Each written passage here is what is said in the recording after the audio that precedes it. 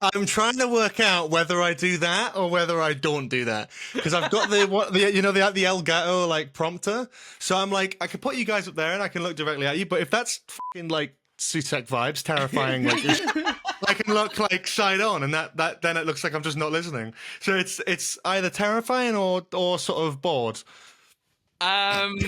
Which one would you rather him be, Crispy? Bored or terrified?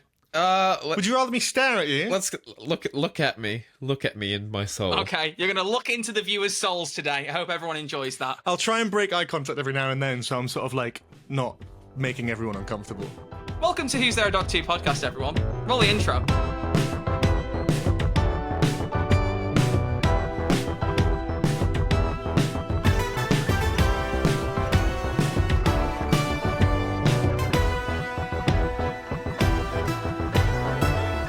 And welcome back to Who's There a Dog 2 podcast. My name is Troy, his name is Crispy, and we're the hotline that accepts your calls throughout time and space. And as always, with these Season 1 episode reviews, we're not doing it alone. We're joined by a special guest once again, and this time, I tell you what, Crispy, you and the guest go way back. Why don't you introduce him?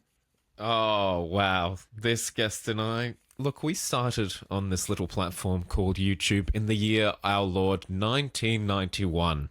The platform hadn't existed yet, but we were some of the first YouTubers ever on the platform. Pioneers, you would say. And this YouTuber definitely creeped their way onto the platform. It is the artist formerly known as a screeper. I would come up with better segues, but I've been up for all of 5 minutes. But it's George Sheard, everyone. One of my favourite people on the planet. They're here today. One of the best intros I've had as a guest spot on a podcast. He's creeped his way onto here. He's just creeping. He's just like creeping his way onto it. I don't know what was better about that intro. The fact that you made the joke and George looked visibly uncomfortable at how bad the joke was. He literally went, ugh. Or the fact that you said YouTube didn't exist in 1991 when you didn't even exist in 1991. So I did. You didn't. George you and I not were 33 years old. George and I were born much later, but we were YouTubers much before our lifetime, Troy. That's Our what you essence understand. was there. Our essence This is was going to there. be the best recording we've ever done. I can just tell already. So for the context of everyone, sorry, Crispy, I'm embarrassing you. Crispy's alarm, he set it to 5:50 p.m. rather than 5:50 a.m. So George and I were just chatting for a bit, and then Crispy messaged me and went, oh, sorry, you're there. There's his camera. I hope you enjoy that. Or Apple You're really listeners. going to drag him for this. I respect that. I am. Well, he drags me, I drag him. It's a mutual Yeah. dragging. So that's what best friends do. But It's true. But yeah. So Crispy has just woken up, so we're going to give him some special consideration here. If his jokes don't land, which they never do, but let's give him special never consideration do? here. He gets an excuse today. It's good. But no, thank how are you gosh. doing, George? Welcome to the podcast. I'm good. I'm happy to be here, man. I'm trying to sort of not stare into your guys' souls as much as possible. So, yeah, it's good.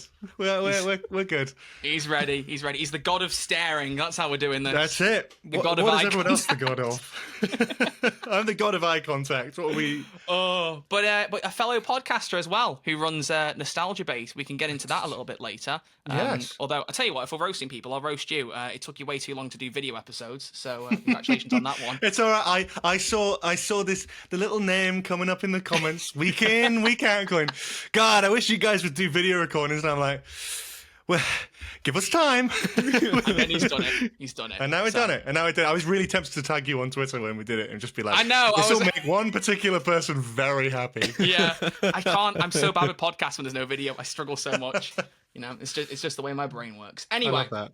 let's get a caller, shall we? Ooh. All right. Let's get some thoughts on The Legend of Ruby Sunday, episode 7 of season 1, the penultimate episode, and the first cliffhanger we've had since 2021. Doesn't make me feel mad. old at all. You know, Crazy. first is two-part crazy. finale since 2020. I mean, if we're gonna push it even further, like, ooh. Wow. That's Wow. yeah. Jesus. My insane. goodness. Do you know Who what? have we Let's got? let George pick. George, is there a name that you like the look of that you want to have as our first caller of the night?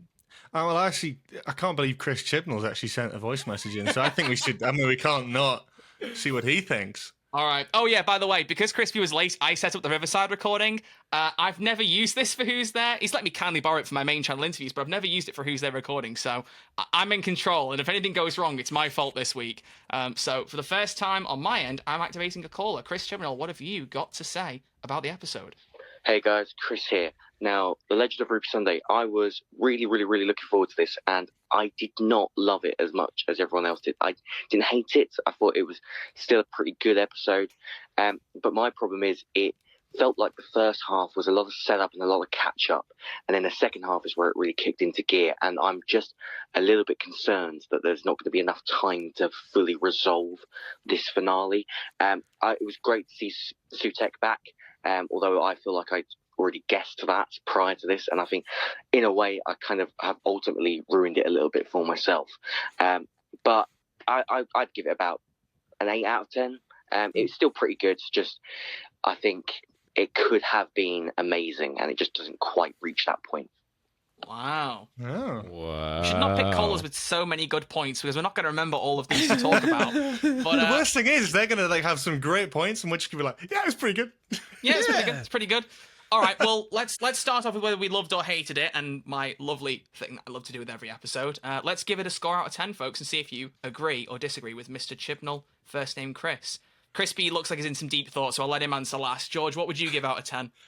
Yeah, I'm gonna go with Chris Chibnall. You know, I'm gonna say 8 out of 10. I think that's a pretty solid. I would Kinda agree. Go for I would it. agree. Oh. So Crispy, you gonna You're gonna stick go with the with pack, 10? or are you gonna you dare to defy him? What are you saying? Wait, what did you both say? Both said 8 8. out of 10. Did you hear the 10 bit? Yeah, I only heard the 10 bit. Yeah, best episode I'm of all time, going to right? go with 7. I'm going to go with 7. Ooh, okay. All right. He had to be different, didn't he? He had to be different. Yes. Ugh, honestly. Well, I feel like the best thing to focus in on is the SUTEKH thing. You know, obviously start with the end of the episode. So fun fact, dear listeners, I had the ending spoiled for me, so I knew it was SUTEKH before I saw it. But then again, I feel like most of Twitter knew it. And I'm just like... everyone knew SUTEKH somehow. So it's been, for those of you who aren't glued into the internet like some of us here, that's not an insult at you, I include myself in this. It was very commonly theorized, especially in the last few weeks, that SUTEKH was going to make a return. And as far as I'm aware, most of it was just based on one trailer having a bit of sand. Is that it? I think it's mostly speculation, isn't it? It's just like as Doctor Who fans, it's like... It's like you watch a quiz show and you guess that the answer's going to be egg. Eventually, you'll be right. It's like, as Doctor Who fans, we've been saying the Rani and the Sea Devils and SUTEKH are coming back for years. And Sea Devils happened, and now you're going, oh, SUTEKH, and then it happened, and then we're like, told it, knew it. So I think there's a bit of that. I think there's also a little bit of just like them playing with gods. There was that interview in Doctor Who magazine where they were like, a crew member said that the finale villain sounded like Poirot or something, and obviously who's played by David Suchet. So there's like a similar. So people are making connections like that and going. You can always trust maybe. Doctor Who fans to do silly little connections like that and it actually turn out right. But It yeah, works. a lot of people making jokes about it. People are like, would it be? Would it not be? I was on holiday for the week and I was coming home waiting for public transport, as you often do, and out of boredom, without even realising the time, opened Twitter and straight away, first off saw, I think it was from Jean-Luc, one of the other people, notable people in the community, being like, the Doctor saying about Susan Twist being his granddaughter all episode, and I was like, oh, okay, so there's a mention about Susan, fine. Closed the app because I thought, don't get any spoilers. And then like 30 minutes later went, I'll just check my notifications, and obviously forgetting when you open Twitter, you get the homepage, and it was someone going, it was SUTEKH, it was! And I thought, oh no. I was like, oh no. So, and you going into Delete it, the very app. upsetting. Get rid of Yeah. it. Burn it. You know open what? I feel like I might just like, it's kind of a lesson to me. I think I might just step back a bit from Doctor Who Twitter generally. I feel like there's some things in particular this season that I either had extra information on or had seen theories ended up being true that I wonder, had I not known, would I have enjoyed things more? I'm like, It's the filming stuff I get a bit annoyed with, and I used to do that sort of content, so it's Yeah, sort of a same. bit hypocritical. But for me, it just kind of Same. ruins it. Like I know what loads of stuff from the next season before this season even came out, and I'm like, well, I know that this is going to be relevant later on because I've seen some guy like filming it in Cardiff. I'm like, okay, but I'd rather not know that. Isn't it It's like when crazy people we used saw to do Daleks that? on- That's mental. wasn't it in Bristol? There was like Daleks on the bridge, and Yeah. it was for Revolution of the Daleks like a year before the episode or something. Yeah, I remember this. I as I say, like I used to talk about it all the time, but it just got to a point where like I stopped enjoying it because I knew everything. I was sort of sat there watching an episode going, "Oh yes, I remember the day that they filmed this, and Yeah. they have these. I remember seeing it from this angle, and that person in the background there is taking photos for Twitter." No, I don't like. It's just not. It just kind of ruins the experience, I think, for myself. Yeah. So I was like, I'm going to stop doing that. I once actually had a the mate real- of mine like get invited to the set, and he knew about the filming that was going on. Anyway, it was just a friend of mine, formerly known as Ace Creeper. We'll never know. Yeah, who actually, I think, was it not Revolution of the Daleks, actually, now that I think about it? I was thinking, yeah, damn. Who could that be? Who could that be? That was a long time ago, though. But yeah, maybe you've seen the next series, actually. You But never we'll know what I've seen. I've seen season 4 of this rate. Like, Oh my gosh. Yeah, It's you not even never been know. greenlit, and you know about it. The Russell's not even written the I've seen scripts, it. mate. seen the finale already, mate. It's good. Is Sutek back? It's Crazy Sutek's- when Davros comes back, isn't it? Yeah, the Rani and the Master, they all hold hands with Omega and the Sea Devils and Sutek. Oh my gosh. Sing a big song. Anyway, Wow, so the wow, moral of the wow. story is that Twitter was the enemy of this episode. Well, yeah, I Isn't think it it was always? a good episode. I think it set up some tension really well, which I really liked. It's the most Yeah. tense I felt in an episode in a while, I feel like. I think the interesting thing that they were saying there as well about like the pacing, I thought was interesting in terms of like that it sort of kicked up in the last sort of half hour. I kind of felt that watching this episode that I really liked that they just got into it. I didn't really. I know it's like expositional dialogue, quite a lot of it, but like when I was sat there watching it, I was sort of like, okay, we've got a bit of like momentum. Because I was worried that, and with all the other episodes of the series, like I've never felt the issue of the 45-minute thing in previous series, but with this series, I've been like, it's sort of coming to an end, and I'm like, oh, how are they going to wrap this up? And then I just press pause, and I realize there's 3 minutes to go, including credits, and I'm like, oh, like they are going to have to wrap this up like now. I thought that we'd have another 10 minutes, but we haven't. And with this, I think I'm enjoying having that second part because we could have a lot of stuff going on at quite a high pace, and then that cliffhanger makes it worth it. But it obviously depends on whether next week's good or not. Yeah. I mean, it's 54 minutes the next episode, right? So Can't wait. Is it? more time for Oh, payoff. thank We've got more gosh. time for payoff. Mm. Interesting, because like you imagine, like if this was an RTD1 finale episode, you can imagine the first scene. It's set in the TARDIS, and side note, I feel like a lot of this season has not been set in the TARDIS at all. I'm with you on that. But you can imagine a scene between like 10th Doctor and Martha at the start being like, oh well, like, who's this Susan, this lady that keeps on appearing? Maybe we should go to unit. Okay, let's go. Alon Z, and then going into the. But this one, they were just like, all right, we're just gonna crash land, have an awesome epic sequence in unit straight away. So that might be a difference between RTD1 and RTD2. But I'm shocked how little the TARDIS, the interior of the TARDIS, has been crazy. there this season. It's crazy. It doesn't feel It's like crazy. a home. Like we it doesn't haven't feel had like a a home. scene. We haven't had a scene with the Doctor and Ruby in the TARDIS together since the Devil's Court. That's mental. Are you serious? Think Are you about it. serious Well, I right don't now? know. I might have forgotten, but like, it's not it. They're not in Boom. No, like And going into the not TARDIS in not Boom, 3 going yards, into it in Dot and Bubble. in They Dot go and there. The Bubble. TARDIS is Yeah. there. They walk in and out of it, but there's no Yeah. interior shots. Rogue is with Jonathan Groff's character instead of Ruby. That's But- insane. And then we didn't get one here. But presumably next episode we're going to get plenty of TARDIS-y stuff. But it's still odd because you don't get those like dynamic. I feel like I know Ruby, but I don't know hers and the Doctor's dynamic. I don't feel like they're best friends yet. Like I kind of should feel. A brilliant point, and just on that, this episode is called The Legend of Ruby Sunday, and I would love to count how many lines she actually had this episode. I would love to know. I would love to know. Because I kind of imagined, like, with a title like that, we would get an episode like 73 Yards, maybe like where it's more Ruby focused, but I I suppose thought it the is ending just, would it's the like, the cliffhanger VHS. would be her mum. Yeah. Well, I mean, part of it Yeah. was, to be fair, but it doesn't show us who Yeah. she is. There's I a thought few that things. would have been I feel like Russell, like, he could have ironically taken notes from Flux, because the cliffhanger did feel a bit like Survivors of the Flux, where like what's his name, Swarm goes to like touch the 13th Doctor, and that's how the episode ends, and like the next episode is just her running away from that, which is just a really funny fail. I kind of expect the same thing to happen again, but also like I really liked the cliffhanger setup in the first episode of Flux, where it reminded you of every little bit. And I did think it was strange that they didn't even just show Mrs. Flood again for a second, being like, he's here. That was such a weird thing that she was there at the start and then you don't see her again. It's probably intentional. It's a but I thought it great was weird. scene, Mike. Yeah, Like I say, great this scene. scene, I kind of feel like they're not going to do anything more with Mrs. Flood. I feel like they might just, I don't know, like, you know, like we didn't find out who River Song was in Series 5, but we saw her plenty. It's just like, we're going to see more of Mrs. Flood, but we're not going to find out who she is until the next series. Maybe.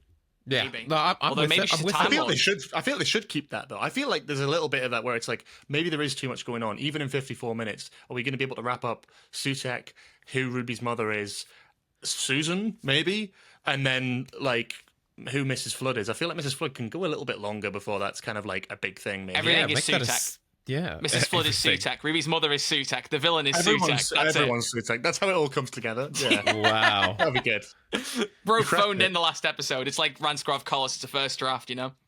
So can I just say I've never seen Pyramids of Mars, and I intend to watch it this week, which is a Fourth Doctor story, and which is Sutek's first story and only story. His Is only that story, correct? yeah. Only story. Yeah. I when this big bad was revealed in the episode, which looks like a good doggo, a nice puppy. I was kind of I didn't realize that what's her name? Susan Triad, when she goes all like skull like, was like one of Sutek's minions. I wasn't sure which one was like what Sutek looked like, if it was multiple forms or something like that. But now I've been informed. I did a live stream last night, and that's apparently one of minions. So I think Sutek is the new Guru, is what I'm trying to say. Lots of minions. Lots of minions. That's what I'm saying. Sutek, I love that. Rise I of love that Guru, observation. Rise of who? That's what I'm saying. You think he's going to destroy the universe, but he actually just wants to steal the moon. He's taken that damn moon. Oh, He's taken it. Gru! I was Yeah, like, what do I you knew want? Troy hadn't got it. I knew he was waiting on it. I was No, like, I it's the thought he said minions. Groot, honestly, and I was like, what's Guardians of the Galaxy got to do with this? We are Gru. Oh my god, Groot. Yeah, brill. Oh, wow. Brill. Okay. Right, I think we should take another caller, don't you, Yeah. folks? Yeah. Crispy, who do you want? That one right there. Billy. All right, what's Billy Yeah. got to say? Hey Troy, hey Crispy. Hope your week's been good. Sorry, George. Wow, That's that alright. was crazy. Susan Triad, like the time window, Rose, Mel. I mean, Lenny Rush was like amazing. I've got to say, the last 15 minutes of this episode was easily for me the best thing the series has given us so far. I mean, like Sutek, what an amazing return. To be honest, I haven't actually seen the original episode with Tom Baker, but I'm planning to watch them this week. So hopefully I'll be all caught up to speed by next week. Bye. Do you know what I love? There's going to be so many people now who go, I'm watching Periods of Mars for the first time. I'll be included in that. But I wonder if that's got to be the Tales of the TARDIS thing, right? Because we talked about this last week, Must be. dear listeners, that there was going to be a Tales of the TARDIS episode with 15 and Ruby, which normally looks back on classic stories. Now's a great time to do that with Pyramids of Mars. I don't know what day that comes out. Does anyone know off the top of their head? Thursday, 20th. Thursday. Okay. And So- but didn't they say it's just a season 1 clip show? Unless that's a red herring. I think don't it's a even red know herring. what- I don't even know what that's going to be, though. I thought because the memory TARDIS is clearly going to be a part of the finale, like, I thought the cliffhanger would be them in the memory TARDIS, and then it would be like a mini-sode in between the episodes. But, like, Yeah. how are we going to great go from point. that cliffhanger to something with them just chilling and going, we've had such fun, haven't we? Like, there's Sutek! What is he's right there, what are you doing? Like, stop talking! Yeah, and it's canon. We'll find out. That's a We'll really find good out, point, mate. I actually. don't That's know. true. I think it's a ruse. I think they had to announce the scheduling ahead of time, and we're like, well, we can't just be like, they reflect on Pyramids of Mars, because everyone would be like, well, it's Sutek. So I reckon that's there as a placeholder description. It actually will be them looking back on Pyramids of Mars. And it's going to annoy me if I'd it is like the it case, to because be. if they don't announce it soon, we're recording this on Sunday night, folks. So I was planning on watching it like maybe Monday, Tuesday, and it'd be really funny if I watch the episodes and then they're like, actually, here's the Tales of the TARDIS version, because I'll probably watch that as well. So we'll find out, but it's a good chance to promote it. It's just annoying that presumably, as we said last time, it won't be anywhere but the UK. Yeah. Oh well. I'll have fun. Have you got access to Classic Who still somewhere? You have, or is it VPN? No. With a VPN, I can do anything with a VPN. But If we get sponsored by No. insert VPN Yeah. brand here. then I'll watch as much Classic Who as you want me to. This but yeah. episode has been sponsored by insert name VPN. Download in the link in the description and get whatever it is, 30% off in 2 years. A I forget million it, percent whatever. off. But yeah, so I think we should take another call. Who's next? Yeah, who, alright. who have we got? I'll pick one now. Let's go with Jack Amigo. What's Jack Amigo got to say? Hi boys, Jack here. First time caller, long time listener. Just want to say that Rogue was the best episode of this series. No, when you clicked the wrong review. I had noticed 6 days ago, but I was like, this will be funny. Do you know what? We'll leave that in purely because it's Jack Amigo's first call, so he gets to have a mention here without being Rogue known. was really good. Yeah, cool. Yeah, which we agree with. I'm sure you agree, George. You liked Rogue. Oh, yeah, Rogue was great. One of my favourites of the series. Probably my favourite of the series. Ooh, I was going to ask what is your favorite of the series so far? Would it Rogue. have to be Rogue? What's your least favorite of the series so far? That's a good question. That's a hard one because I mean, by process of elimination, probably Space Babies, but I also don't think it's like that bad. I think it's got elements that are better in that than other episodes. I'm being very political about this. I'll just say Space Babies. Yeah, cool. Cool. All right, Crispy, favorite, least favorite? Well, yeah, mine's more controversial. My favorite would have to be 73 Yards, and then least favorite by a bit is Space Babies. I don't think that's controversial to say 73 Yards is your favorite. There's a lot of people who really like it. However, I would say my favorite is Boo, and my least favorite is 73 Yards. So we're at opposite ends of the spectrum there. Wow. Yeah, we've talked about this before on the podcast, but like I appreciate what 73 Yards was going for, and I like a lot of the stuff in it, but I don't like how many questions are left unanswered. It doesn't make for satisfying watch. Throw a hypothetical at both of you? What if we don't get answers next week? Will this hinder your rating of this episode? Ooh.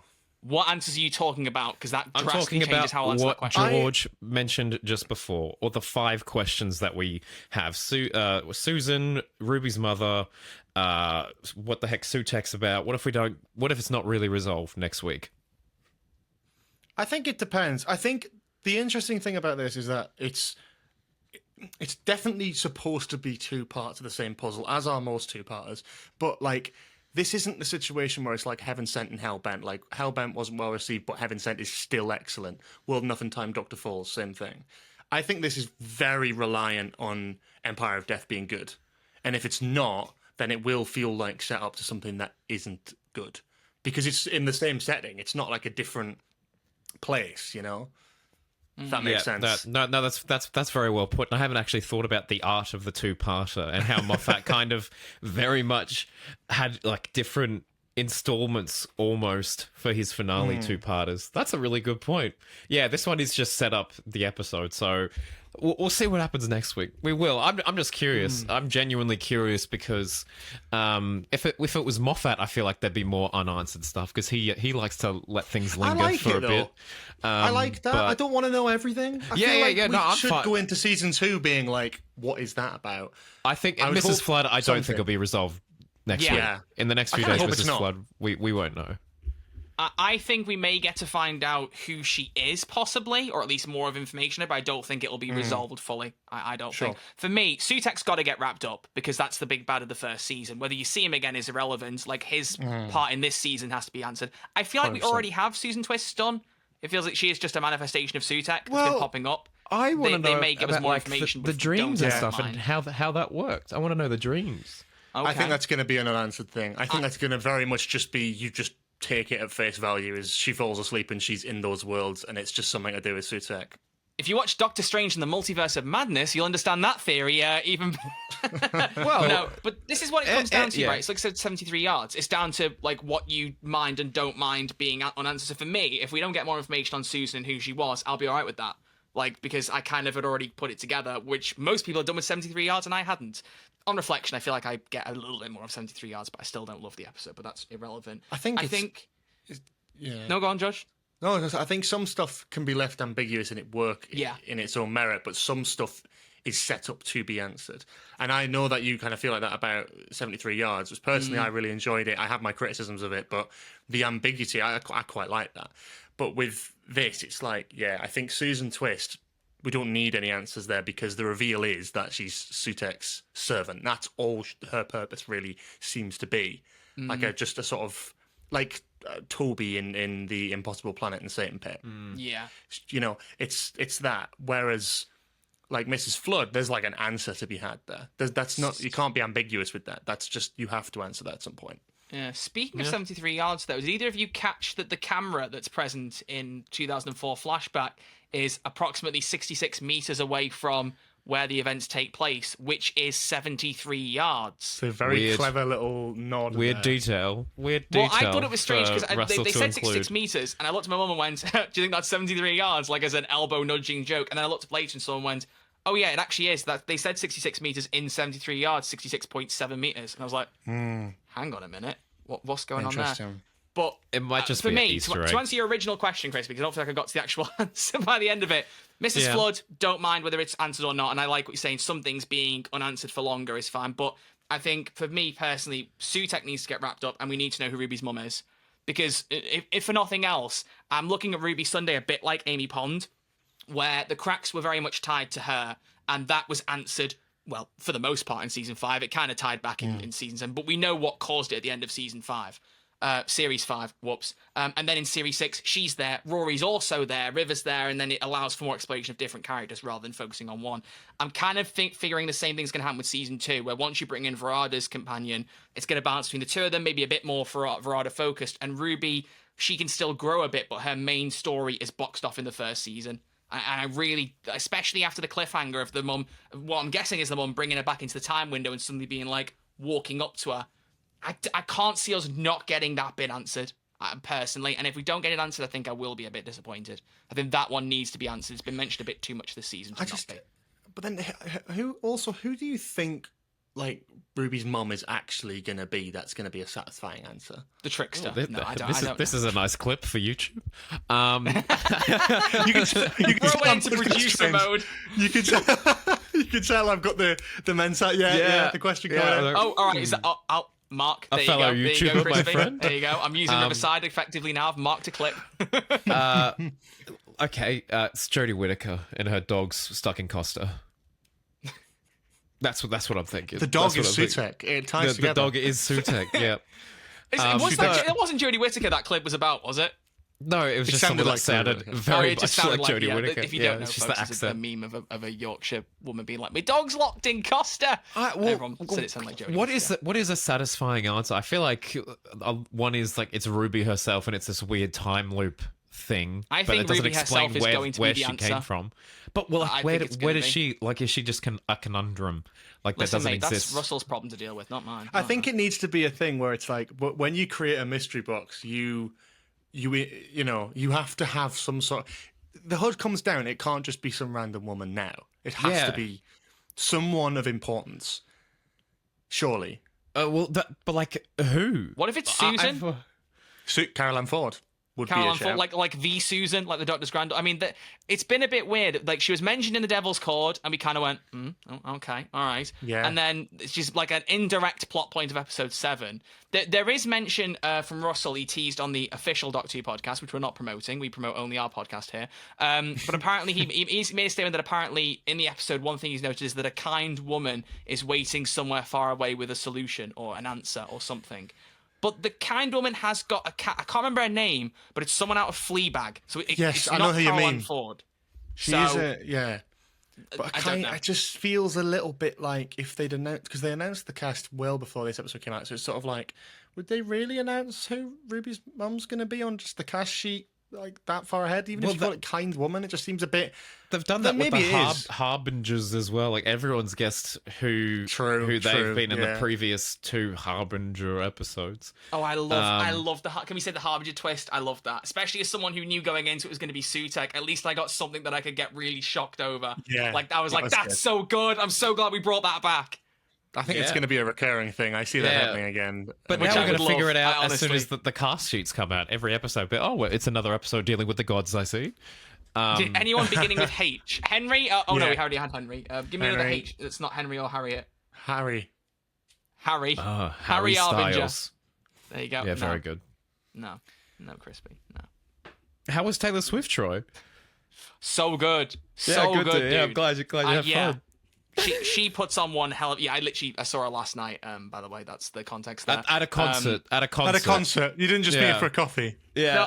No, yeah, I managed to get past all the security. She actually invited me on her private jet. Yeah, cool. In fact, to be fair, I did nice. just hear that apparently she paid for tea, coffee, and hot chocolate for everyone who was like, I think either VIPs, people close in the crowd to her concert, which was quite nice. I just found out about that. But yeah, saw her in Liverpool on last sure night, she did. the Eras tour. She's not like my favourite artist, but like I do like a lot of their music, and in terms of concerts, objectively, it's probably the best concert I've ever seen. The effort she put into that was absolutely mind-boggling. I don't know how she did it. It's really good. Nice, dude. Recommend if you can get tickets, which you probably can't. Speaking of tickets, are you going to the cinemas to see the next week, George? I next am, episode? Yeah, nice. Troy, you are? I am indeed. I'm very, well done, very boys. excited about it. Excellent. I'm excited. I'm going BFI IMAX. That's a big screen, I've heard. Ooh, that is cheeky boy. exciting. But you know what else is exciting? What? What is? Bingo! Oh, bingo! George is looking very confused. That's good. Welcome, took me a ladies and second. gentlemen, to the regular feature on this podcast, although I think, much like with Rogue, it's going to be a very quick visit, to our weekly bingo card. Do I have to mute this? Is that how that works? Oh, you turn it down like that. Oh, I turn it down, yeah. Look at that. I don't know Production what's master. going on. Ladies It's and a bingo gentlemen, jingle. welcome to the weekly bingo card. You can see it here on my screen, where, as I've said 50 million times now at this point, we have a list of things that we either think will happen, think might not happen, or are just complete jokes as to events happening in season 1. And every week we check in and see if there's anything else we can tick off. Gentlemen, take a look over the bingo card.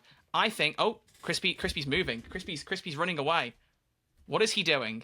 I can't see what he's doing. I've got you on foot. Well, He's just gone. He's just gone. You know what, George, He's had you enough. tell me. You take a look over that bingo card and tell me if you can spot something we can cross off. Because I think there's one thing we can cross off here. my Wi-Fi is not being the most helpful in terms of dear. it being clear enough to read, but I'm trying to. Ruby Sunday's funeral? No, parents mentioned. Parents mentioned. Crispy, are you good there, buddy? Yeah, just making sure everyone is good. Everyone's good to go. Okay, all right. You got me You've got to for, go in about 5 minutes, haven't you? Yeah. Yeah. Right on Okay. 7. 7 minutes, okay. And then it's, by the way, it's going to become the British episode, like it did for Australians in Devil's Court. I'm so excited. God We'll just do save half an hour of gracious Brits, and then Queen. No, please don't King, clip that. King. Oh! Oh no! Oh dear! Oh dear. Okay. Anyway, folks. Can either of you see? George just said his Wi-Fi's a bit dodgy right it's- now, so Crispy, you may need to save him. Oh, What can we cross off? I feel like Davina McCall gets a mention, I guess. Oh yeah, that's true. We could. May as She well. doesn't actually return though, so would you count that? I don't think so. No, okay, maybe not. I guess because Um, if you count that, then you have to count the 14th Doctor as well. Kate Stewart backstory very briefly. Yeah, we got a little Kinda- bit of Oh Is- yeah, is- actually, because Yeah, she we talks about did. yeah. She talks about her childhood a little bit. I didn't even think about that. It's always That's about the very Doctor, it's never about her, but whatever. Yeah, I would like okay, to know I what will she just listens hang on a to. moment. What's I'll Kate just- Stewart's Spotify Wrapped? I kind of want a bit more. There we go. Story- Crossed story. off, I love. crossed Did you see off. the thing as well where people were like, she's like, like, my dad never mentioned you had a granddaughter, and Susan has a photo on the wall of the Black Archive in Day of the Doctor, like a very clear. She probably had a mind wiped. It's fine. Yeah, Maybe. There is one more I can see though. Can any of you spot it? Is it the high five? Did they high five? They did not high five. I don't know how they No. haven't high fived yet. They're the best friends. They should have high Oh, fived. returning monster. Gee, I'm so slow. There you go. So we had a cross on here that said returning monster, Russell lies. And of course, he has, because Sutekh is a returning monster from the classic era of Doctor Who. And so, ladies and gentlemen, for the audio listeners here, we are close to bingo now. We are 1 off in 2 places and 2 off in about another 3. I'm losing track, to be honest with you. Oh my So gosh. we need the following things to happen to get bingo next week. Either 15 dies, probably not going to happen. Donna Noble returns. That's not impossible, I'll be honest with you. Or for getting 2 columns, Meddling Monk returns, probably not going to happen, so I think we can cross that off. If 15 high five and the 14th Doctor comes back, we get bingo. Or if Ruby Sunday's parents are revealed and 15 and Ruby high five, we'll also get bingo. Which actually, that'd be Oh a good my one. A high gosh. five, no I think parent. I think that's the most likely. It's got to be. No, I think 15 will die, man. What do you mean? I think that's obviously going to happen. That's definitely. Especially after he was like, I'm gonna keep This this face face. for a long time. Dead. A few That would be moments well, I mean, later. to be fair, 14 did say we're stuck with my face now before getting fatally wounded 2 episodes later. I know he stuck around, but you know we were technically stuck with it now. I mean, Shooty's wearing the Eccleston jacket. Oh, Yeah? he is. Oh, He oh. is. He is. So there you go. subtle Anyway, nose. that is One our weekly series wonder. check-in with the bingo grid. Thank you for listening and watching, everyone. So, Wow. we've got some more callers to take in. Crispy, do you want to hear one more before you have to dash? Yeah. I'm Who's you sorry, on? George. Take- I've wanted to take your catch pick. up with George for years now, and I'm like, sorry, I actually can't be with you right now. He actually just That's doesn't like you, George. You told him before that. It's a personal thing. I actually made Crispy? this up.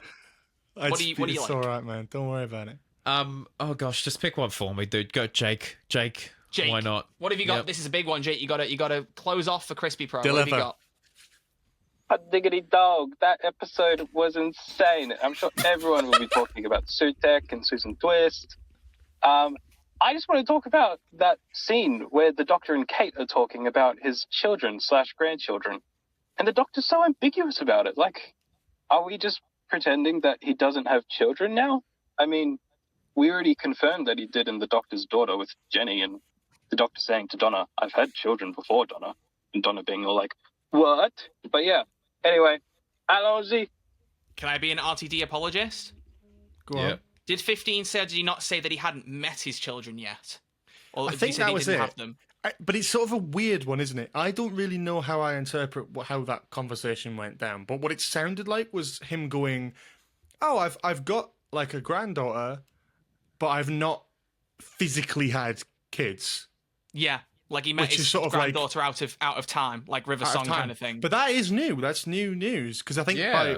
I think what they're saying is like in previous eras, it's implied the Doctor's like, "Yeah, I've been around. I've had." yeah, but he's more like preemptively like, well, I ended with a granddaughter like hundreds of years ago, so I know that I get some action at so some point. funny. You know, That is such a funny plot point that the Doctor's like, yeah, he hasn't actually done it himself. He's like, yeah, I do. Whatever. He's like, There's I there's get it. proof. someone like Matt Smith's 11th Doctor is not doing that. Bro That's gets the gets proof. busted over a kiss. Like, come on. I Yeah. have to say, best part of that call was opening with Hot Diggity Dog. Hot diggity dog. That Hot made me Diggity laugh. Dog. Hot diggity dog. That was Back a good in one. 2009. Thanks, Thank you Jake. very much for that, Jake. Appreciate that. Well, there you go. Crispy, Yeah, wow. since Yeah. you won't be here so often at the end of the episode, what are your closing comments on The Legend of Ruby Sunday?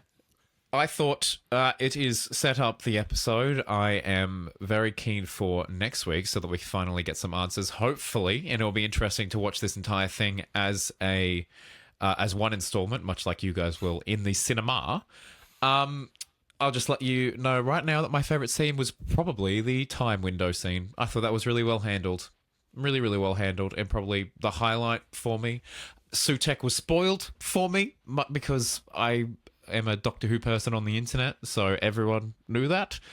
But look, it's fun. It's fun, much like this podcast. Thank you. Like and subscribe.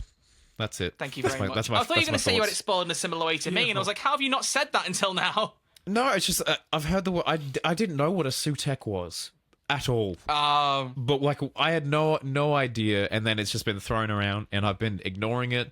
I am surprised that Russell decided to have such a iconic classic villain come back in this era. I'm like, what? Why would he do that? But then I think back to like series 3, where they have the big master reveal. And I didn't know who the master was before that, but it kind of made sense in the series. The big oh my gosh moment in that finale was the what do you call it, the time You are what do not you call alone, it? Yana. Yeah, Yana, but what is it called when Oh, the the fob watch. time Chameleon locker- arc. the fob watch? Yeah. That whole thing was the big oh my gosh moment because that was something that was set up way earlier. So I didn't know who the master was, but I knew that was a Time Lord pretending to be human. Clever. So I kind of expected maybe something like that here, where we get a reference somehow somewhere to a previous episode, but this was just kind of like, oh, it's a big bad, it's a god, I suppose, but it's kind of like the god stuff, but it was kind of less on the nose. Maybe I wanted something a bit more on the nose for the casual viewer. I would kind of combat that and go, what about the Harbinger thing? Yeah, well, that's it. Yeah, exactly. Yeah. But I don't think Fight, I don't fight, think fight. it hits as hard as the Harbinger thing. No, I agree. Like the fob watch thing is one of the hardest hitting things in Doctor Who. Like that, we're nowhere near that. You I don't think see it's like that the coming, closest yeah. thing was like, oh, it's someone with the last name Harbinger. Unit just should not employ people called something Harbinger ever. Yeah, blacklisted. But job opportunities out the window for those people. That'll be how it works going forward. There'll be Evil. screens specifically on Arbingers. Yeah, Evelyn Ville. Like, make sure that anyone like that, D-Lex, like just don't do anything like that. We don't want him. We don't want him. What else we got? Bob Addy. Yeah, Baddy. Yeah, Baddy. Yeah. That's good. Yeah. Thank you very much. Vil Anus. Sorry. Vil Anus. Careful how you say that out loud. I know. Be careful how you say that. All right. Well, I'm gonna have to bounce, but I love you both so much. Love And you I more. appreciate you both so much, and I want the best things Appreciate for you too. both of you in your journey, in your life, whatever you need. I'll be here for you, except right now when I have to go. Okay, well, don't worry, Crispy. We'll be able to talk That's about like- Empire Death Live next All right. weekend. But Yes. Like it's therapy. I goodbye. love that. It's See you goodbye to later. present Crispy, and it's hello to editing Crispy, who will now add in a Skype hang-up noise. Bye, everyone. Bye, George. Bye-bye. Thanks, Already thanks for forgot coming on, about mate. that. Appreciate you. Bye. So take care, buddy. See you soon. Bye, guys. Love you. You know what? Is he gonna He's hang just, up or he's is he just just gonna stay here with his camera on. Do you know what that is? I bet he just thinks I'm not going to change the layout in the edit. Like that way I could just have the exact same camera layout and not worry about it with it not being there.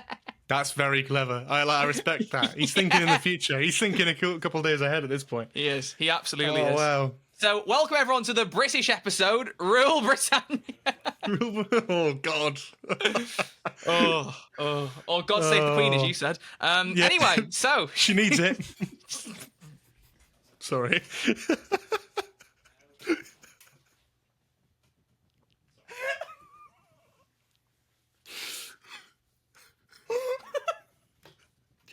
I blame SUTEKH personally.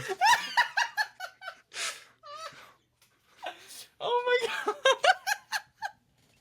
Why did that catch me off guard so much? That was the same level as when I read out The Woman Who Fell to Earth and Crispy just went, must have hurt. Like, sometimes things just really, they just get me. Or Wonderful. my personal favourite, I don't know if you've seen the clips, it went around a bit, but it was talking about potential merch items for Doctor Who, and it was like Doctor Who themed toilet paper, and I was like, we should get a 14th Doctor one, and it just says, I know this bum on it. I hadn't seen that. That's brilliant. No, it's one of my best jokes. That's one of my best jokes. So thank you. We've got a great one from Crispy, great one from me, and now a great one from you. God save Wonderful. the Queen. She needs it. Wow. Okay. Should we take a caller and just laugh this Yeah, off? let's do it. Let's do it. Who do you like the look of? Do you want to pick someone out? Oh, I mean the top ones, the Legend of Big Luck Wednesday. Oh my days, Crispy! Why did you just see him? I didn't even. Crispy just popped his face up on the camera, and now he's dragging his chair I away. didn't see his face, but I saw the chair. Stop! I saw the chair move. Pardon my French. His chair just disappeared. Marking it, cut him out. He's going to have to do more censoring than he did for the 50% podcast. What is he doing? This is horrifying. What is the SUTEKH speech? This feels like something a god He's would literally do. not even saying anything. He's just staring at the camera like it's Doctor Who at the proms or something.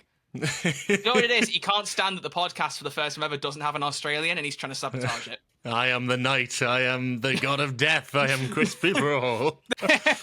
There is the toy maker, the god of games. There is Crispy, the god of Australians. Oh, it's You wonderful. were looking at which caller, sorry? The Legend of Big Lock Wednesday, I believe. Big Lock Wednesday. What is your legend? What have you got to tell us? Let's find out. Hello boys, it's Big Lock here, just sending you a message for my thoughts on The Legend of Ruby Sunday. I think this is the second best episode of the season behind Boom. Ooh. I'm giving it a 9 out of 10. I think the whole SUTEKH reveal was absolutely incredible, and I'm going to have to rewatch the old series now to figure out what's happening there. Hopefully that's what Tales of the TARDIS would be. That would be nice. And my theory is, for the end of the season, is that we'll find out something to do with Mrs. Flood a bit more, and we will see Susan. It's the banker. Now, that's what I've got to say. What do you guys think about the possibility of Susan returning?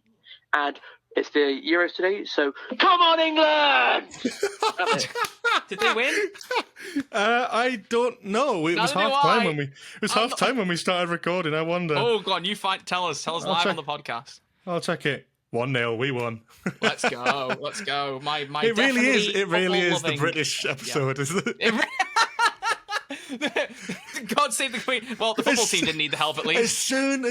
soon as Crispy left, we enter a call that ends with "Come on, England!" It's you couldn't make it up. You could How do you not feel make- about beans on toast, George? Oh, goes down a treat every night. That and a Done can it of just, Stella. mate. Done it just with a Stella. Oh, to anyone who's not British, I'm so sorry. Yeah. Wonderful. Okay, all right. Yeah, Susan coming back. I think she's got to.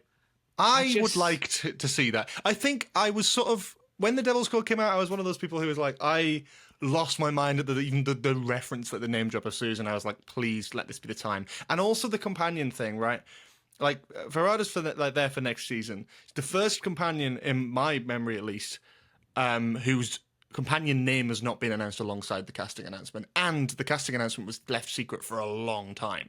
Yeah. So that kind of makes me think there must be something there. And if she's crucial to the story, which I think Russell might have said, she's crucial to like Ruby's story and the Doctor's story, I'm sort of interested to see what she's going to be, how she's going to be involved. And I sort of would like her to be Susan, because the one thing I'm kind of a bit done with anyway, and I love Ruby, but I think a lot of the dynamic of like a modern day girl from Earth in England is like getting a bit tired. So I would love to see a modern day interpretation of the Doctor traveling with his granddaughter again.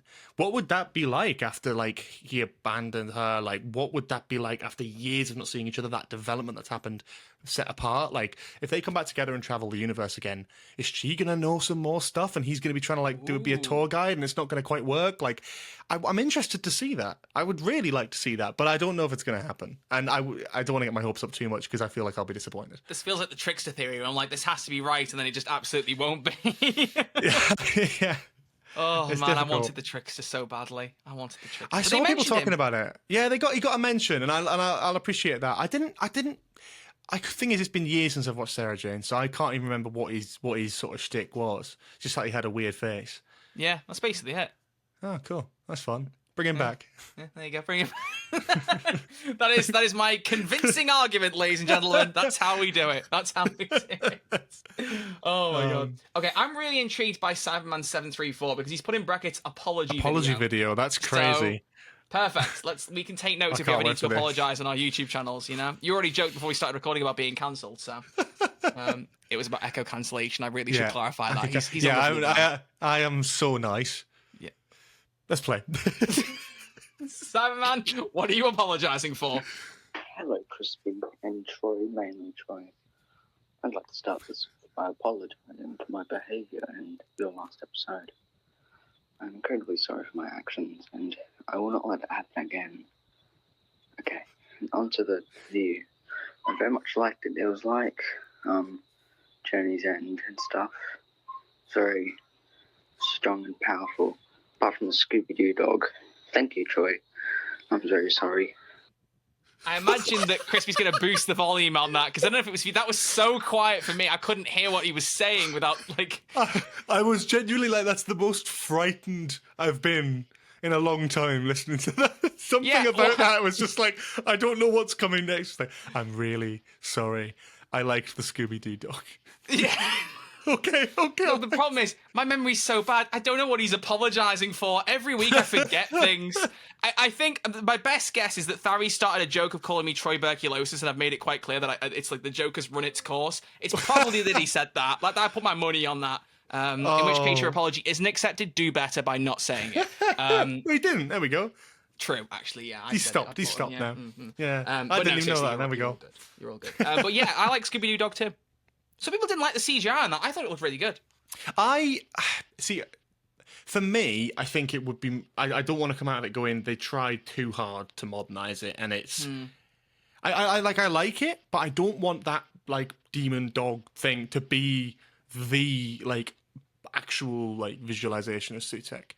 I mean, obviously, like without the mask in the classic one, it looked sort of like a dog, and it's a much better modernized version of that. I don't actually know that. I've only seen him with the helmet on. But that's the thing, is that I think with the helmet on, it looks a lot cooler. That whole thing of him sat there, because in the classic story, he's basically unable to move for the whole thing. Like he's sort of locked away in this sort of thing, and he's a podcaster. He's pretty much, yeah. Mood. He is just kind of sat there, and I think that's so intimidating hearing that voice come out of like something that's so lifeless. So it's maybe a different interpretation. I guess we'll see where it goes. But personally, for me, I'd like to see a physical manifestation of like the sort of the more humanoid kind of entity. But I guess this whole flying dragon dog thing also works. I guess. What's fine. Doc. Oh, yeah, it works. I don't know whether we'll actually, it could be that he's a manifestation of Sutek. I don't know. What I love about it, though, is the TARDIS groaning thing, because, I mean, I picked up on it only really in cool. Rogue. I can't remember if I said it on the podcast, so if I've said this, folks, then, whatever, it's my memory playing tricks, but I was suspicious when, I think I did say it because I went, it must have been nothing. When the TARDIS groaned and the Doctor went, she gets sick around bounty hunters, I did think, it's not that, something else is going on.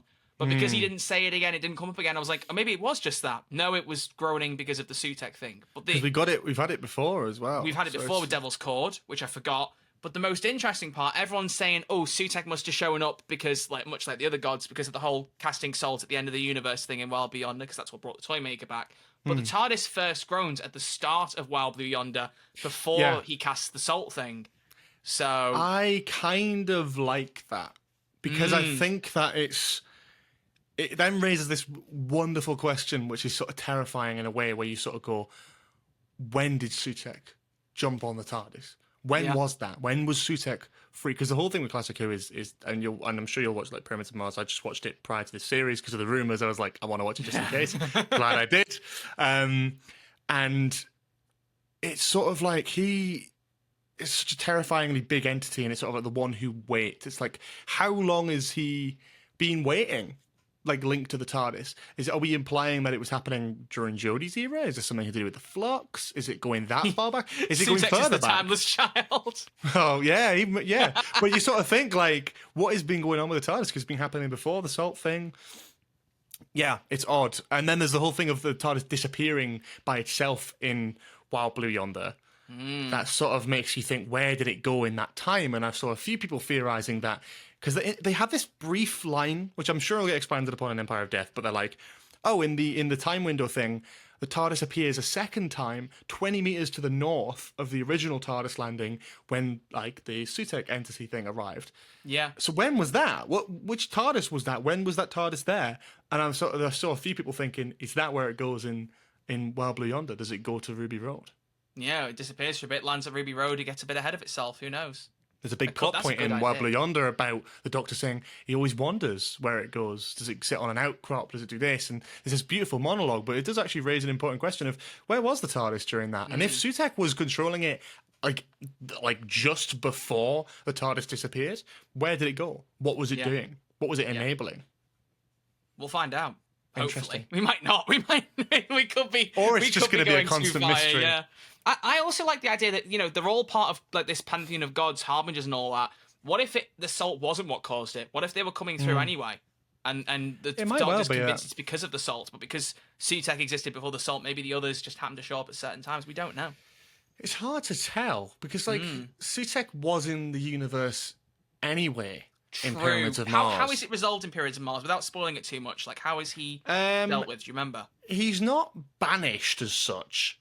I think, from what I remember, I think he's just sort of sent somewhere in time, and the Doctor's like, he probably died. So Birmingham then. Okay, fair enough. No. Yeah. Okay. He got sent to a kebab shop. So the salt thing could still stand then, and SUTEKH just showed up anyway. Yeah, that's fair. I think that's sort of. But then I don't really know it depends on what the direction they're going with it. I think a lot of people are using the salt as a thing, and I like that. It's a bit of a meme now, isn't it? Yeah, it is. I think some salt? people are getting annoyed with it. I don't care. To be honest, we're talking about a show that's had over 60 years of continuity between not just the TV show, but a film made in the US, Big Finish audios, which tend to come out every twice a month at this point. Yeah. Comics, books, everything.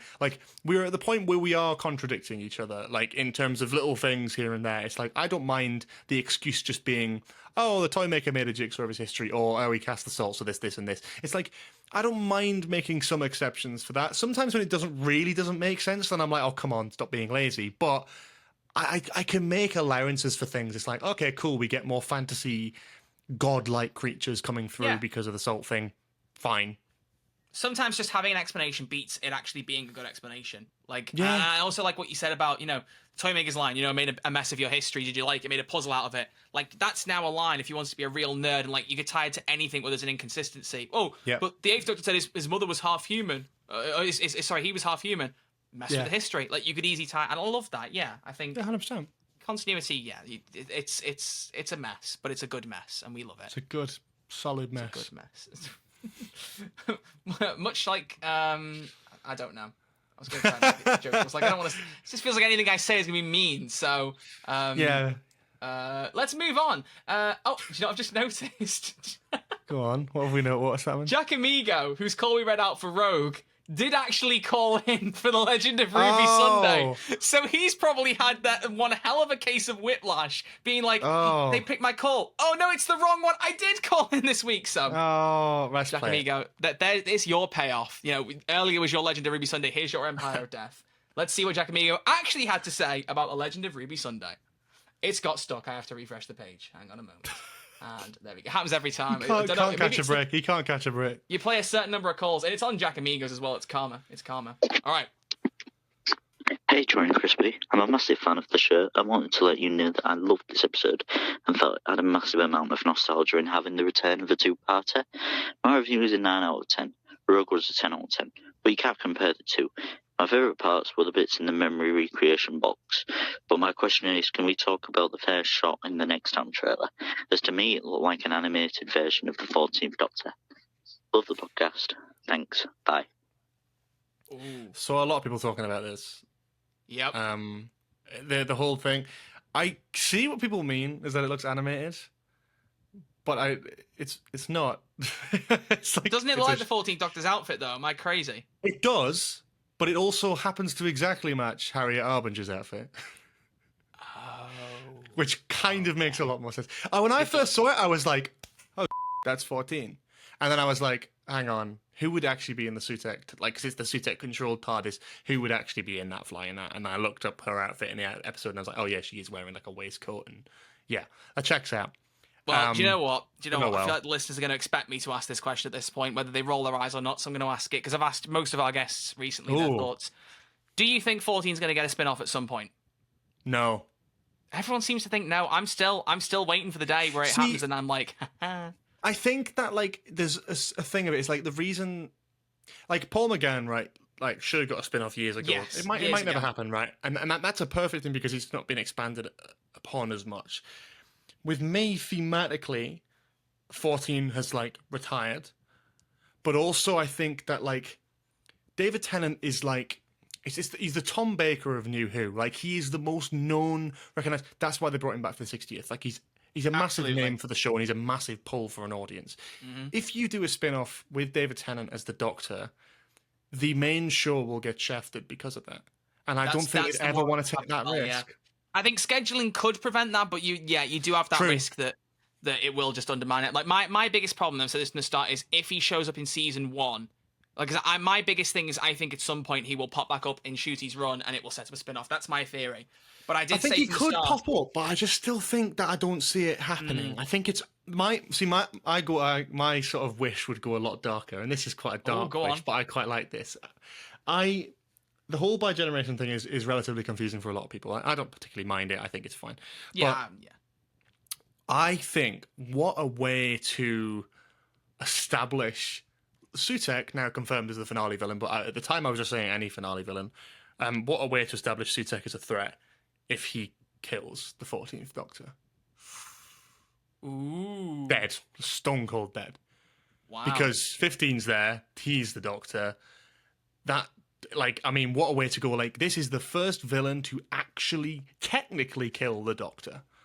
Wow. And I like that. But, you know, but then I don't know if that works within the context. My original thought before knowing anything about this season was like, imagine if the finale villain arrives and the first thing we see is the 14th Doctor dying at their hands, the villain thinking they've killed the Doctor, and then 15 shows up. That's a good way to use the bi-generation, in fairness. I like that. But I don't know if there's a way of doing that. But I think that's quite a dark way of doing it. I think it's just a way of kind of going... I just don't know if we need to see more of that. And I think David Tennant would come back in a heartbeat to do sort of any little thing. Absolutely. But I think if we rely too much on him, it sort of becomes a sign, a bit like a big sign going, we can't get people on the main show. What does excite me is this whole potential War Between Land and Sea spin-off, though. Shut up. No, it doesn't. It does. Oh, wait, are you serious? Holly, yeah. I take I'll it go back then. Arachnos. Why does that excite you? Why does a Sea Devil spin-off excite you? Well, because one, it's not necessarily a Sea Devil spin-off. It's got People- to be. Come on, surely. War Between Land and Sea.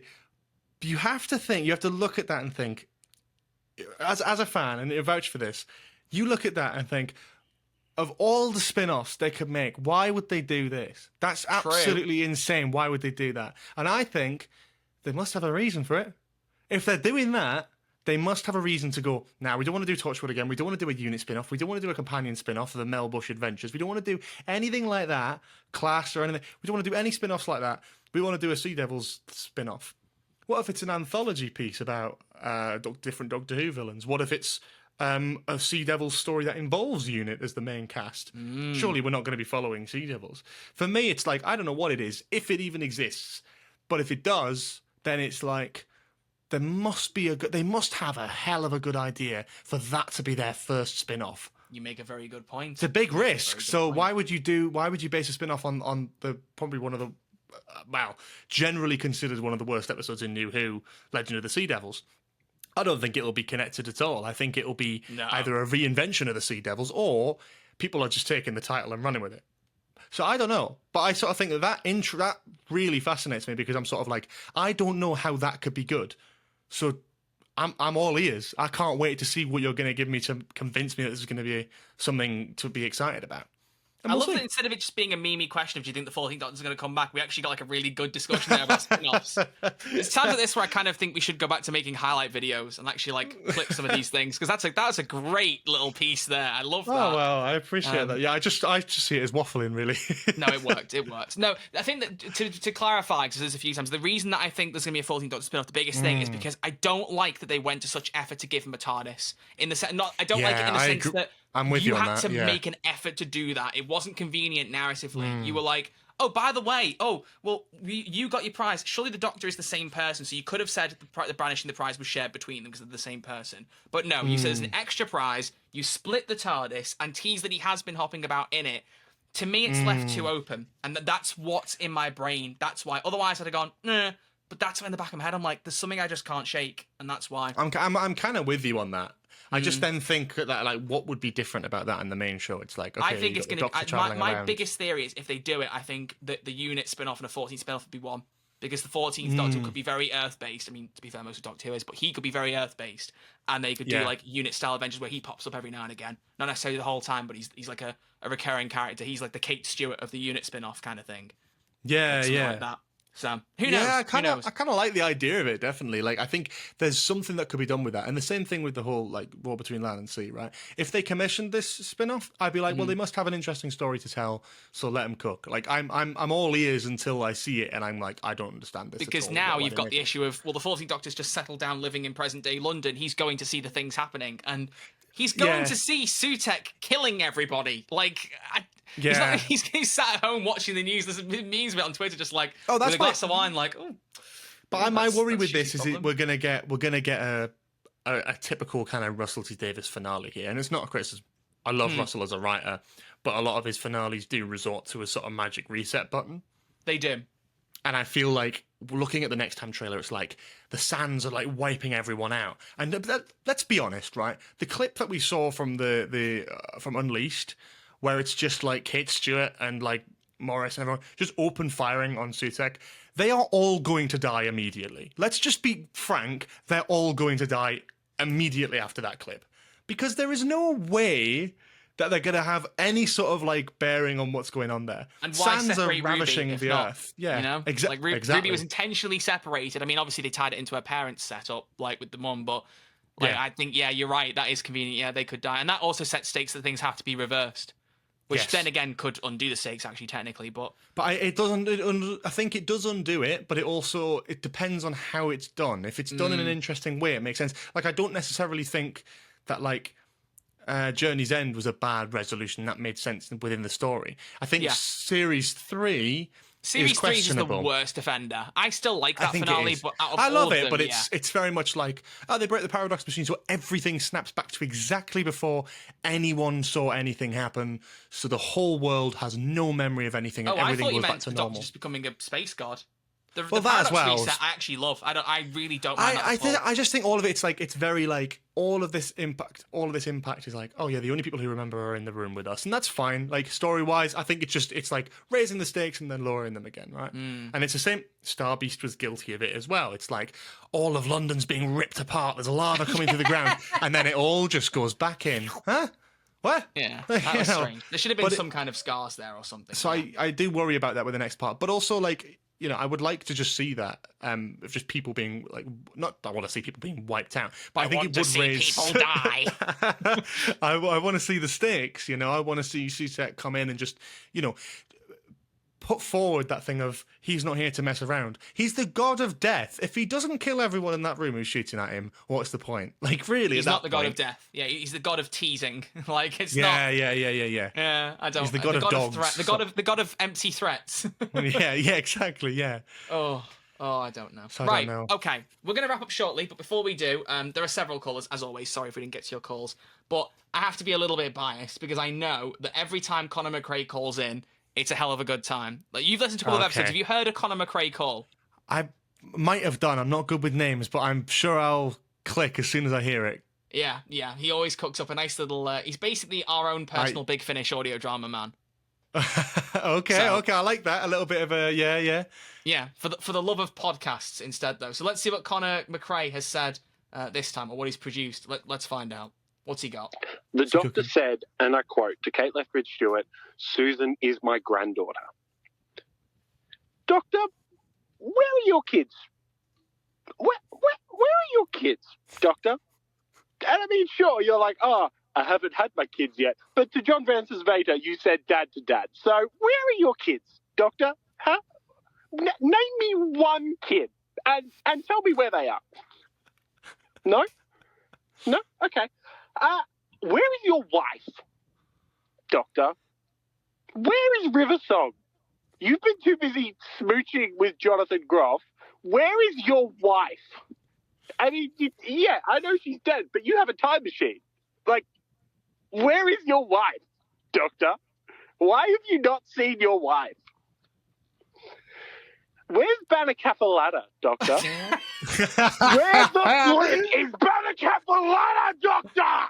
I like how the one time I was like, oh, it's an audio drama from him. It's just him angry at a plot hole instead. Connor, what have I set you up to fall, man? It's like the Jeremy Kyle show. I don't know what happened there. It was just like all family. Where is this? Where is that? Yeah, I get it. Fair play.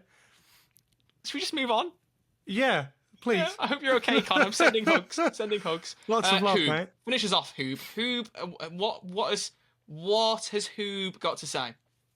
The episode was good, but what I want to talk about is how I think Mrs. Flood is Susan. Because I don't think they'd waste all that build-up on Susan just for it to be a red herring. I think that Susan is going to appear. It's going to be someone in the episode, like Mrs. Flood. She also acted kind of weird and ominous, which Susan has done in episodes like Brink of Destruction and An Unearthly Child. And she also knows what a TARDIS is. So I reckon it's her. To be fair, that thought has crossed my mind that it could be the same person. I don't think I said it yet, but I did in my head think it's not impossible. See, for me, I the thing that's always confused me about Mrs. Flood, right, is she does the whole thing where she's at the camera and she's like, never seen a TARDIS before, right? But the first time we see her, she's like, who parked this police box on my doorstep? Is it you? Da, da, da, da, da. And I'm like, I feel like if it was like, for example, if it was Susan, and she had her memories, and she walked in and was like, oh, well, there's another cut for you, Crispy. But it's a good reaction, because he's back! I can't believe you guys are still going. Sorry, we were about to wrap up, to be fair. We just had one last caller. So, just to bring you up to speed, the theory is, could Mrs. Flood be Susan? And George is currently answering. I just don't know. I feel like if it was Susan when she first saw the police box, her reaction wouldn't be like, why did you leave this on my doorstep? Like, more of a sense of like, oh my God, it's the TARDIS. But then she also knows what a TARDIS is. So that always confused me anyway. Like, she knew what one was, but then didn't know the police box. What if you didn't see her first reaction? And the first thing we see is her having already knowing it was there and having to play along and be like, why is this here? Because if you know what it is, you'd still want to play along because you wouldn't just go, there's a police box on my drive. Anyway, so EastEnders, like, you would still make a fuss out of it whether you know it or not. Yeah, it's a good point. It's a good point. I think for me, the most satisfying way of including Susan, at least at the minute for me, would be Ruby's mom pulling the hood down, it being Carol Ann Ford. Yeah. Don't think it will be, but No, I don't think so for either. me would be the one where I'd be like, okay, now I'm locked in. We get some like, Disney how is she de-aging tech on Carol Ann Ford. No. Oh, let her be. Let her be as is. Exactly. I fear that they do that. I don't know. Whatever. Anyway, Just like a Crispy, de-aged, yeah. nice to have you back, mate, at the very end. You got another round of closing comments for us? Oh, I'm just proud of you two for keeping this going. I did wonder. I was like, I wonder if they'll still be going. And you have impressed me once again. Well, you didn't So go for thank very you. long, you know. The audience I've probably been gone for wondering where half you an were. hour. Tell the audience where you were, or make it up. Either because I it's funnier. went to Unit HQ. There you Or go. You went to the unit Nitwit helipad. HQ, or whatever Carl called it. It was funny. I was going to make a joke. The last two calls we've had were Australian, so even when you weren't here, My presence was couldn't get felt. away from Australians. Yep. But I will say, you're going to have a great time listening back to this. Not only will you have to censor George a couple of times, because, he didn't censor himself. He promised he would, and he didn't. It's fine. I've tried very hard. Mate, it's not that deep. I'm sure Crispy doesn't care. I just like to make a joke out of it. No. However, your woman who fell to earth must to her, and my I know this bum. Yeah. George made a joke, I think, that's on the same level, so you're going to love it. So I'm just teasing you excited. right I'm now. intrigued. I got a one that I wasn't sure how it would land, but There's 30 seconds of me being silent, leaning away from camera, laughing. So, Good. so I hope you enjoyed that. I'll take it. Ladies and gentlemen, that's going to wrap. But before we do, George, now's your chance. Pretend you're a plumber and plug everything. What have you got to tell us about your presence on the internet? Oh god, I do so much, too much, some would say. I have a YouTube channel called George Sheard. I talk about Doctor Who on there. Still I talk about Doctor Who on there. And I am co-hosting a podcast called Nostalgia Bit, which is on Spotify. It's got its own YouTube channel. We're growing it. I'm having a lot of fun with it, and we'll be talking about Doctor Who as well as a bunch of other stuff on there, Star Wars, video games, all that sort of thing. It's a lot of fun. And Star Wars, you say? Oh, that sounds Little good. bit No, that's a true word He's for gonna Troy. Bro's igniting his lightsaber on screen. That sounds cool. That sounds cool. But yeah, that's the content I put out. I'd search Nostalgia Bit somewhere and see if there's a podcast link that isn't Now hidden with video between episodes. articles. Now with video, at Troy's wonderful request. Now with video episodes on YouTube and Spotify. Now, do you know the thing that always made me laugh? The reason I said it was because your clips always had your cameras, so I was like, please make the episodes have them as well. We were just like, we had it, and we were like, well, I've done podcasts before. I have a varying motivation with old podcast projects, and I think one of them I started and I had like 2 episodes. That's because we recorded with DSLR cameras and try to sync everything up. And I was like, you know what? Start with just the audio, and then let's get used to that. And when we're used to that and we're dynamic, or try it, we'll do video, and we'll bump it up from there, and then there we are. So patience. Did it pay off? Are you happy now? I think it paid off. I'm happy now. Are you delighted? I was I'm happy quite from the happy. get-go, but Although I have to some say, of us did I really other am proud things. of you. That's the right answer. Took you a few episodes to get to Doctor Who. I figured you'd get to that really quickly, and it took I you was like, sort of 10 like, episodes. for me, I was like, I was like, I'm gonna wait, as that was a long good as plan. I can, and then go, guys, it's the Doctor Who episode. And now Tune you've had 2 into this. episodes, so you made up for Yeah, it. we have made up for it, and we'll be doing another as soon as the series is done. Oh, don't worry, we'll do the same thing. We'll do the same damn thing. So, thank you all, everyone, for listening to... What episode is this? I really have lost track of the numbers now. 114. Wow, Blimey. Good grief. too many. 115 next week for the finale. But thank you for joining myself. Thank you for joining George Sheard and Crispy as we talked about The Legend of Ruby Sunday. We'll be back next Saturday, UK time. We're planning for a live stream on YouTube. We'll sort out the times. Obviously, Australian here needs to get up at a certain time. He needs to make sure he set his alarm to AM to fix it, but we'll sort it, don't worry. But we're planning to do one on Saturday night as long as Crispy can manage it. I'm assuming you can at the minute, my friend? Oh, yeah. We're going Fine, to Gabby get Dozy, going so we'll be live. straight away. It will just be the 2 of us, because I feel like we'll have too much to say. That if we bring someone along, they'll probably be paling in the distance. So We'll Yeah. do it, the two of us, just like Space Babies. I can't believe we got guests 6 weeks in a row. That's I'm and really no impressed. complications. The biggest complication was me this morning. That's unreal. That's crazy. And, You know, we and- could get our previous guests to send in calls for their thoughts, and then it could be a real Oh, life. that's good. That's wow, a good idea. A real Avengers George, moment. you know what to do. So, we'll see you all next Saturday live, sometime UK time in the night. At a guess, I would say maybe 9, 10 p.m. UK time. We'll sort it out. We'll schedule it. I'll let everyone know in the Discord so you can join. Link in the description on YouTube. I'll let you all know when we actually nail it down. That's just a rough guess. However, it is goodbye from Crispy Pro. See ya. It's goodbye from George Sheard. Bye. And it's goodbye from me. We'll see you all next Saturday as we review Empire of Death, the season finale. Alan Z, baby. You two are literally just wiping windows in sync. This is amazing. Keep this in. All right, now end it.